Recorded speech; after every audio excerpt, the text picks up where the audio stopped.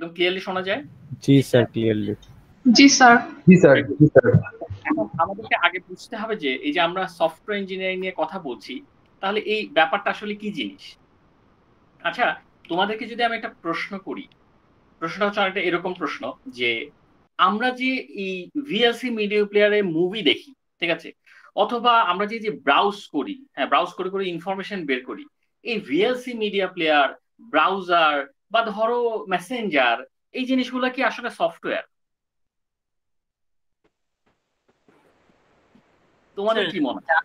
Sir যতদূর জানি software sir.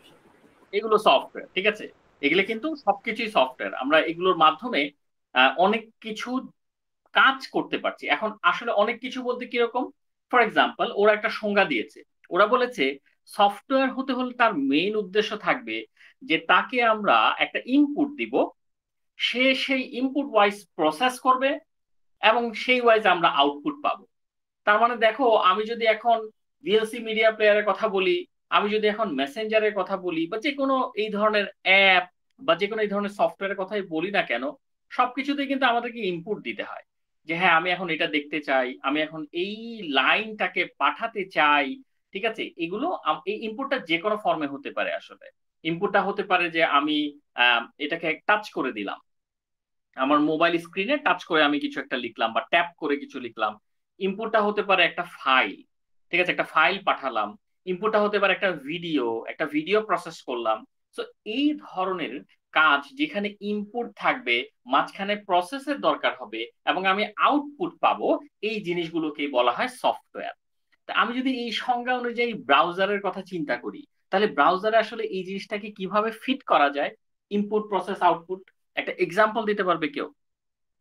Sir like আমরা যখন ইউআরএল দিচ্ছি তখন ওইখান থেকে আমাদের একটা ওয়েব পেজ শো করতেছে স্যার। এটা তো কাইন্ড অফ আমরা ইনপুট দিচ্ছি একটা ওয়েবসাইট এন্ড আউটপুট পাচ্ছি একটা ওয়েব পেজ। ওকে, মাঝখানে অনেক প্রসেসিং হচ্ছে। আচ্ছা, এই প্রসেসিং গুলো এমনি এমনি হয় নাকি কোডিং করতে হয়, প্রোগ্রামিং করা লাগে? রাইট, প্রোগ্রামিং করা লাগে স্যার। প্রোগ্রামিং করা লাগে। সো এই এই জিনিসই কিন্তু আবার একটা ভিএলসি মিডিয়া প্লেয়ারের ক্ষেত্রে আমার ব্যাপারটা কিরকম হতে পারে, এটা তো বললাম ব্রাউজারের ক্ষেত্রে গেল, বাট ভিএলসি মিডিয়া প্লেয়ারের ক্ষেত্রে এই জিনিসটা কিভাবে ফিট করব? স্যার আমরা একটা ভিডিও ফাইল দিচ্ছি এন্ড এটা রিয়েল টাইম প্রসেস করে প্রত্যেকটা ফ্রেমে আমাদের ভিডিও এন্ড সাউন্ড প্লে করে দেখাচ্ছে। ওকে, ঠিক আছে, আমরা বলছি যে একটা ভিডিও আমরা দেখতে চাই, একটা ইনপুট, আমাদের একটা নিজস্ব মতামত, সেটা সে প্রসেস করছে এবং আউটপুট দিচ্ছে। ফাইন, ভেরি ফাইন, ওকে। তো এই কাজটা আসলে এই জিনিসটা এখানে একটা ছবির মাধ্যমে বলা হয়েছে। এখন আমরা যদি একেবারে প্র্যাকটিক্যাল ডেফিনেশনের ক্ষেত্রে যেতে চাই যে আসলে একটা সফটওয়্যার বলতে কি বোঝায়, এই ডেফিনেশন গুলো না একটু কাঠখোট্টা টাইপের হয়, বাট আমি তোমাদেরকে দেখাচ্ছি যেখানে মনে হবে না যে এটা কাঠখোট্টা। সো ফর্মাল ডেফিনেশন বলতে ওরা কি বলছে দেখো, software is instructions that when executed provide desired features, function and performance. তার মানে ওরা বলছে সফটওয়্যার আর কিছু না, কিছু ইনস্ট্রাকশনের সমন্বয়ে গঠিত বা কম্পিউটার প্রোগ্রাম, এবং যেই প্রোগ্রামগুলো যখন কাজ করে, যখন এক্সিকিউট হয়, তখন আমরা আমরা আমরা আমাদের যেই জিনিসগুলো দেখতে চাইতাম, ফর এক্সাম্পল আমরা কিছু ফিচার চাচ্ছি, কিছু মুভি দেখতে চাচ্ছি, বা আমরা একটা মেসেঞ্জারে একটা টেক্সট পাঠাতে চাচ্ছি, এই জিনিসগুলো হবে কিসের মাধ্যমে হবে? প্রোগ্রামের মাধ্যমে হবে। ঠিক আছে, প্রোগ্রাম করা আছে, আমি জাস্ট বলে দিব যে আমি এখন এইটা চাই, আমি এখন এই কাজটা করতে চাই। So software is instructions that when executed provide desired features. আমরা যেই ফিচারগুলো রাইট নাও চাচ্ছি ওই সফটওয়্যারটা থেকে সেই ফিচারগুলো, যেই ফাংশনগুলো ডিমান্ড করছি যে আমার এখন এটা লাগবে, এবং অবশ্যই পারফরমেন্সটাও কিন্তু এখানে একটা গুরুত্বপূর্ণ ব্যাপার। কারণ আমি আমি কখনোই চাইবো না যে একটা সফটওয়্যার আমি ইউজ করছি এটা ডাউন পারফরমেন্সের হোক, সবসময় আমি 100% পারফরমেন্স চাই। আর তো এটা হচ্ছে একটা ফর্মাল সংজ্ঞার মধ্যে ওরা বলেছে যে এইটা আর কিছু না, সফটওয়্যারটা হচ্ছে একটা ইনস্ট্রাকশন, প্রোগ্রাম করা আছে, এর মাধ্যমে আপনি আপনার যা খুশি সেটাকে আপনি দেখতে পারবেন। আচ্ছা, এখন সেকেন্ড লাইন ওরা একটা কথা বলেছে, আমি যদি এখানে একটু তাকাই, যে data structures that enable the programs to adequately manipulate information. ওরা বলছে যে একটা সফটওয়্যারের মধ্যে ডেটা স্ট্রাকচারটাও থাকতে হবে। কেন থাকতে হবে? কারণ তারা ইনফরমেশনকে ম্যানিপুলেট করবে। ঠিক আছে, আচ্ছা এইটা দরকার কি? ডেটা স্ট্রাকচার থাকা কি খুব জরুরি একটা সফটওয়্যারে? না থাকলে কি হয় না? স্যার ডাটা স্ট্রাকচারটা থাকলে জিনিসগুলো অর্গানাইজ হবে এন্ড ওইটা ম্যানেজ করা ইজি হবে। কোন একটা বাগ পেলে ওইটা ইজিলি হ্যান্ডেল, মানে ওইটা সলভ করাটা একটু ইজি হবে। আচ্ছা, মানে প্রোগ্রামটা একটা স্ট্রাকচারড ওয়েতে আগাবে। জি তুমি যেটা বলতে ইফিশিয়েন্ট ওয়ে হবে, ইফিশিয়েন্ট ভাবে কাজ ইফিশিয়েন্ট ভাবে কাজটা হবে, এফিশিয়েন্ট ভাবে কাজ করবে। এক্স্যাক্টলি, আমরা ডেটা স্ট্রাকচারে এগুলোই শিখি, তাই না?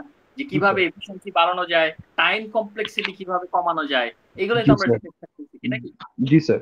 দরকার, এগুলো দরকার যে একটা প্রোগ্রামের টাইম কমপ্লেক্সিটিটা যত কম হবে তত, মানে যত টাইম কমপ্লেক্সিটির ক্ষেত্রে আমাদের টাইম, লোডিং টাইম যত কম হবে তত ভালো।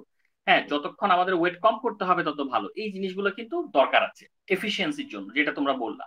এখন তাহলে কি কি হচ্ছে? ওরা তো বলছে যে হ্যাঁ, আপনার ইনস্ট্রাকশন আছে, আপনি ডিমান্ড করবেন, আপনি যা ডিমান্ড করবেন আপনাকে দেখাবে, কিন্তু ভেতরে ডেটা স্ট্রাকচার আছে এফিসিয়েন্সির জন্য। এবং শুধুই কি ডেটা স্ট্রাকচার আছে তা না, আমরা যখন একটা সফটওয়্যার ডেভেলপ করি সেখানে কিন্তু ডকুমেন্টেশনেরও অনেক প্রয়োজন হয়, লেখালেখির প্রয়োজন হয়, একদম ডকুমেন্টেড অবস্থায় সব থাকে যে আমার সফটওয়্যারে এই এই জিনিসগুলো থাকবে, ঠিক আছে, এই এই কার্যকারিতা তার দিতে হবে, এই ধরনের প্রোগ্রাম থাকবে, এই ধরনের ফিচার থাকবে, এগুলো ইউজারের সাথে আলোচনার মাধ্যমে সলভ হয়। এই জন্য ওরা বলেছে ডকুমেন্টেড ডেসক্রিপটিভ ইনফরমেশন, একদম পুঙ্খানুপুঙ্খানুভাবে লেখা থাকে যে আমার এই সফটওয়্যারটা এই এই এই কাজ করবে, ঠিক আছে, in both hard copy and virtual forms, that describes the operation and use of the programs. তার মানে একটা সফটওয়্যার কি কি অপারেশন আমার করবে, কি কি প্রোগ্রাম তার মধ্যে, মানে কোন কোন প্রোগ্রাম আমরা ইউজ করব, সফটওয়্যারটা আমাদেরকে কি দেবে, এই জিনিসগুলো ইন ডিটেলসে লেখা থাকে। তো এটা কিন্তু এই পুরো জিনিসটা মিলে আমরা একটা সফটওয়্যার পাচ্ছি, ঠিক আছে, ডেটা স্ট্রাকচার থাকবে, ডকুমেন্টেশন থাকবে, আমরা যেই যেই ফিচার চাই সেই সেই ফিচার আমাদেরকে দিতে হবে। তো এই পুরোটা মিলে একটা সফটওয়্যার হচ্ছে। এবং নিচে ওরা একটা ছবি দিয়েছে যে একটা সফটওয়্যারকে ইন শর্টে যদি বলতে চাই, চারটা জিনিস লাগবে।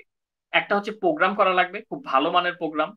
আচ্ছা, একটা হচ্ছে অপারেটিং প্রসিডিউর, সফটওয়্যারটাকে চালাতে কি কি ধরনের অপারেশন দরকার, কি কি কি কি ধরনের জিনিসপত্র অ্যাপ্লাই করতে হবে এটাকে ইনস্টল করার জন্য বা এটাকে মানে এক্সিকিউট করার জন্য, সেগুলো নিয়ে আমাদের মাথা ব্যথা আছে। এবং সুদিং, এই ইন্টারফেসটা যাতে খুব জটিল না হয়, এটা যাতে অ্যাস্থেটিক হয় ইউজার ইন্টারফেস, সেটা কিন্তু দরকার আছে। কারণ কোনো একটা ইন্টারফেস দেখতে যদি খারাপ লাগে তাহলে কিন্তু সেটা তেমন একটা আমাদের মনে ধরে না। আমি আসলে এটা রেকর্ডিং হচ্ছে বলতে চাই না, বাট বলেই ফেলি, এই যে ফেসবুকের যে বর্তমান ইউজার ইন্টারফেস, এটা তোমাদের কাছে কেমন লাগছে?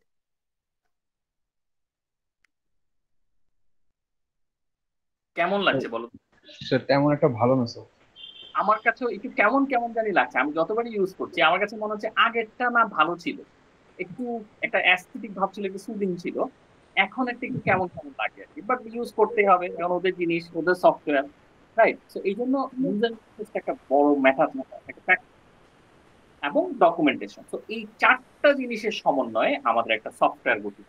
কি কি? প্রোগ্রাম, অপারেটিং, কোন ধরনের প্রসিডিউর আমরা অ্যাপ্লাই করব, কিভাবে অপারেট করব, user interface R documentation.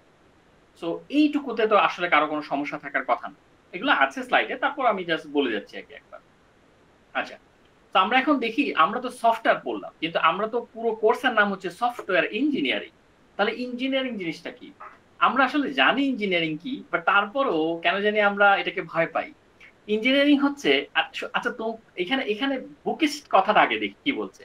Engineering on the other hand is all about developing solutions.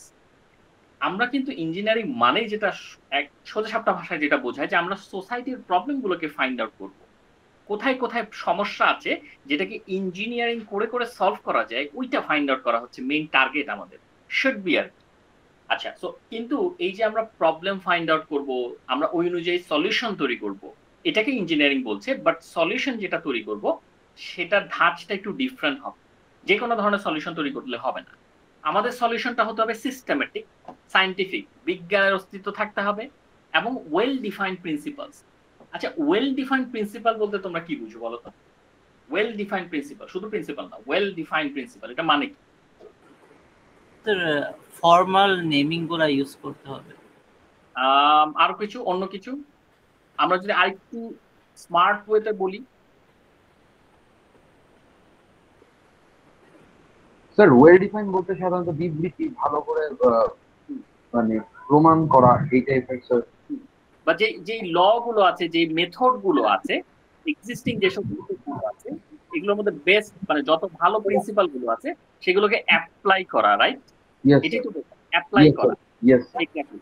So আমাদেরকে যেটা করতে হবে, আমাদেরকে প্রথমেই একটা সোসাইটির প্রবলেম ফাইন্ড আউট করতে হবে, এবং সেই অনুযায়ী যেটা করতে হবে, আমাদেরকে একটা সিস্টেমেটিক অ্যাপ্রোচ নিয়ে আসতে হবে, একটা সলিউশন যেটা একটা সিস্টেম দিয়ে যাবে, একটা সুন্দর সিস্টেমে যাবে, সেটা বিজ্ঞানসম্মত হতে হবে, এবং খুব মানে ওয়েল ডিফাইন্ড মেথড সেখানে অ্যাপ্লাই করতে হবে, ঠিক আছে? ওয়েল ডিফাইন্ড মেথড গুলোকে আমাদের সেখানে অ্যাপ্লাই করতে হবে। এই জিনিসটাকে ওরা বলছে যে ইঞ্জিনিয়ারিং। এগেন এগুলো একটু মানে একটু বুকিশ কথা